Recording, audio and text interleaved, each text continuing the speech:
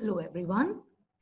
Today we are continuing with the topic called iteration, but in this video we'll be looking at the while loop. I've already explained to you what iteration means. Means repeating certain lines finite number of times. In our previous video, we made use of the for loop. In this video, we are going to be seeing the while loop. If you remember, I said the for loop was a counting loop, whereas a while loop is a conditional loop. Though I can make it work as a counting loop, as you will see in the examples today, but basically we use the while loop is to make it work as a conditional loop. Now, what do I mean by all that? Let me just take you ahead. What is the syntax of writing the while loop? That means, how do I exactly write a while loop? The while loop has the following syntax. When you're using a while loop, you will have an initialization. You will write the word or the keyword while followed by a condition. Then you will write the body of the loop and the updation. Now the body of the loop is the statement that you want to execute over and over again. So that's called the body of the loop. Is that clear? Okay. Can you see a condition written next to while? What does that condition mean in the while loop?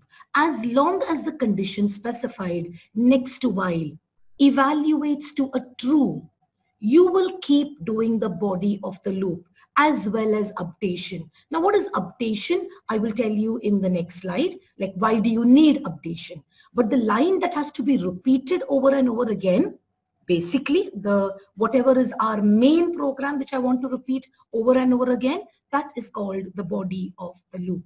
Now, for example, if you remember, even for loop, the first program I told you is, suppose I want to display hello 5 times. I'm going to do the same thing using a while loop. What if I want to display hello 5 times? Then how do I go about? Okay, I'll just show you the coding here and try explaining to you what exactly each of them mean. Here, this is called initialization.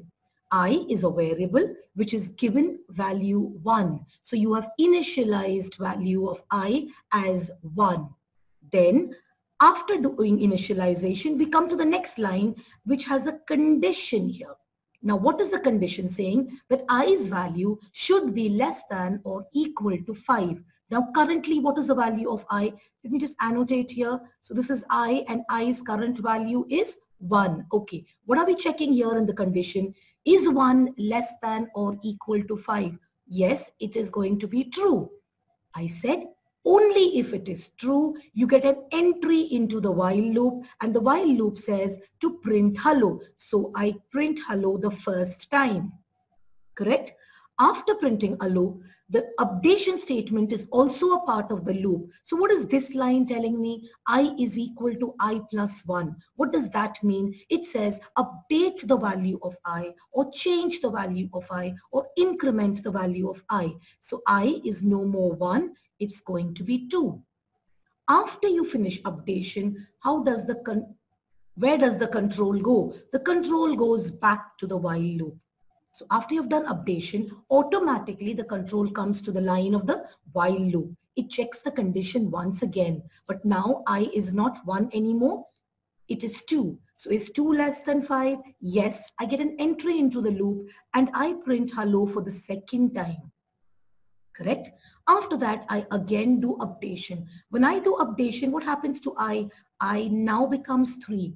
Go back to check the condition. Is 3 less than or equal to 5? Yes. So I print hello the third time.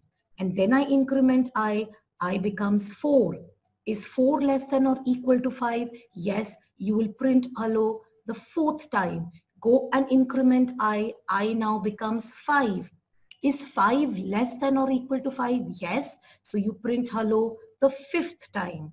Go and increment I. So I now becomes 6. When I go back to the while loop, is 6 less than or equal to 5? No, it's false. So for all the other values, that is 2, 3, 4, and 5, while condition evaluated to a true. But when the value of I is 6 less than or equal to 5? No. So it's false. So I do not do the body of the loop anymore.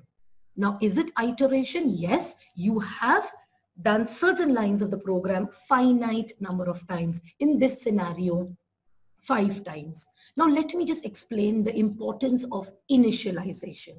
If I did not initialize I to 1, how can I check in the condition whether I is less than or equal to 5? So initialization is important. The condition decides till when will I execute the loop, or how long should I execute the loop. As long as the condition evaluates to a true, it will keep executing the loop. But the minute the condition evaluates to a false, it will stop executing the loop. And I don't mean stop executing the program. If you have lines after the while loop in your program, it will continue to do those lines. Okay, body of the loop you must have understood, something that I want to repeat multiple times. Now, what's the importance of updation? Now, just imagine if I did not write I is equal to I plus 1, what would I remain with value 1? And 1 would always be less than or equal to 5, which means I am writing an infinite loop because there's no way that you change the value of I. So I continue to remain with 1, and 1 is always going to be less than 5. You want your loop to stop at some point of time, correct? That is the reason we write the updation statement, so that we know at some point of time my condition will evaluate to a false and I'm not writing an infinite loop. It will stop. Okay, this same program, now how did I initialize it? I started at 1, started counting at 1 and went up to 5. Another way of probably doing it could also be like this. Okay, now here I'm counting backwards. Now tell me children, whether I say 1, 2, 3, 4, 5 or 5, 4, 3, 2, 1, am I not doing the loop 5 times? Yes. So if you're only using I, not using I in the loop, but only using I for counting purpose, you could have counted forward or backward. It actually wouldn't make a difference. So here if you see, what is my initialization? 5. Is 5 greater than or equal to 1? Yes, I get into the body of the loop. But can you see my updation? Updation is not saying increment, because let me tell you what would have happened if I said increment I.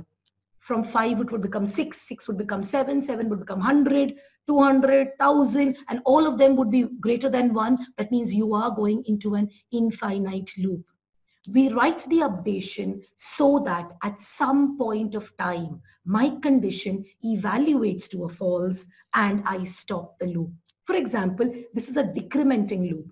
I start at 5, then I go to 4, then I go to 3, then I go to 2, then I go to 1. And when I come to 0, is 0 greater than or equal to 1? No, and the loop will stop. But let me tell you children, here also I'm using the concept of a counting loop. I am counting. Generally, we are not using while loop for counting purposes, but I'm just telling you, you can use it. You write the condition, depending upon your condition, the body of the loop is going to be executed.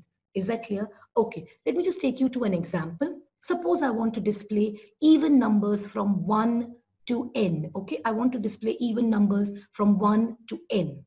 Okay. Now in this scenario, where will I start the loop? I'm just talking about the loop part of it, okay? Where will I start the loop? Will I start at 1? No, because I know 1 is an odd number. So where should I start the loop? At 1. Where should I, at 2. Where should I end the loop? Obviously at the value of n. Okay, so I'm just showing you what I've written here. This is not the complete program. You would have to ask the user the value of n. Okay, I'm just showing you the loop part of it. Okay, so what is happening here in this scenario? You have initialized I to 2 because I know from 1 to n, 1 is not an even number. So I start with the first even number. So this is my initialization. Now till where can I go? Till the value of n. So I wrote I less than or equal to n. Remember, I'm going from a smaller number to a bigger number. So I'm writing I less than or equal to n. If you had to display even numbers in the reverse order, then you would be writing greater than or equal to 2 or 1. Is that clear? Okay. So what is happening here? I is 2. Let's assume the value of n is 10. So basically, what does it want you to do? Display all even numbers from 1 to 10. So the first even number I know is at 2. Is 2 less than or equal to 10? Yes. Print I. So it will print 2, correct?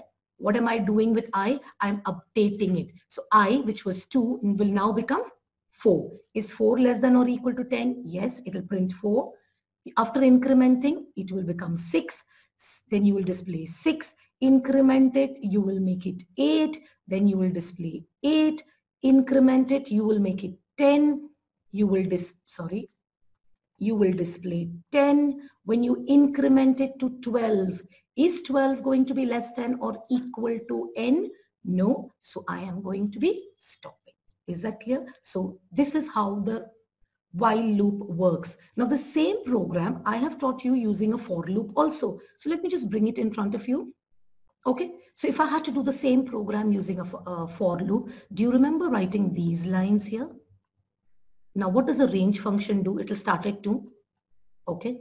It will end. Now here I've written n plus 1. Here I've written n because a while loop will end at n, whatever n value you give. Here, what did you say? That n plus 1. Why? Because when I write n plus 1 only, then it ends at n, correct? So here, suppose the value of n was 10.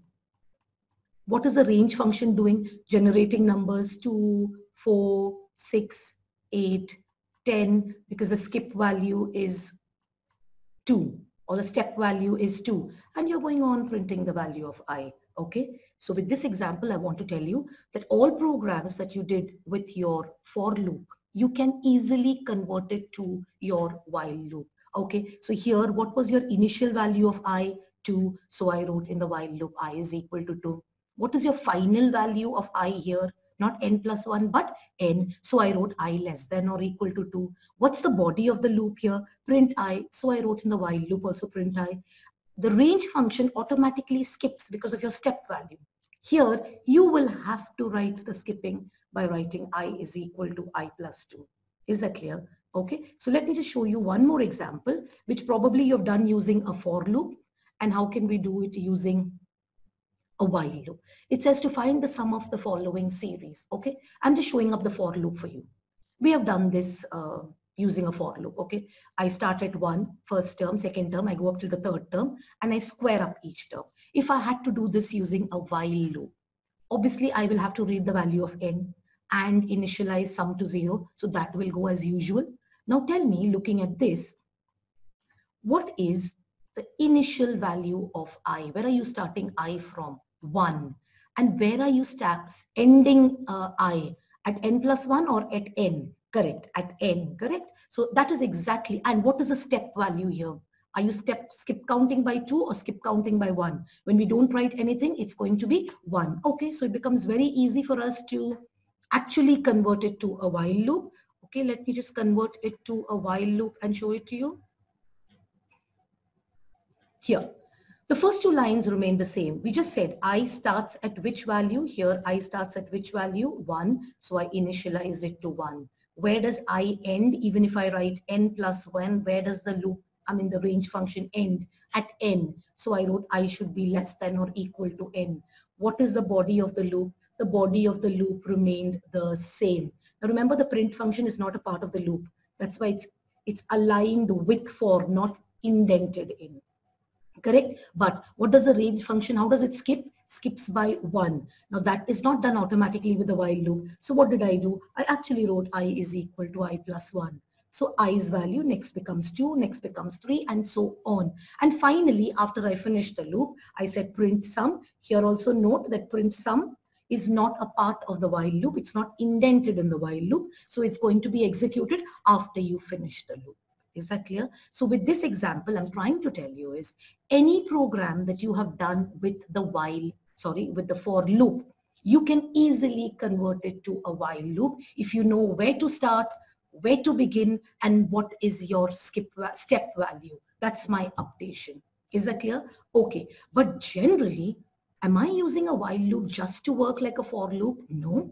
You can do a lot of other things with the while loop, which is not. Now, these are all counting loops. This is working like a counting loop. Though I say conditional, yes, because I'm writing a condition, but it is working as a counting loop. I know it will execute if I start at 1 and end at n, and skip count by 1, it will execute n times, okay?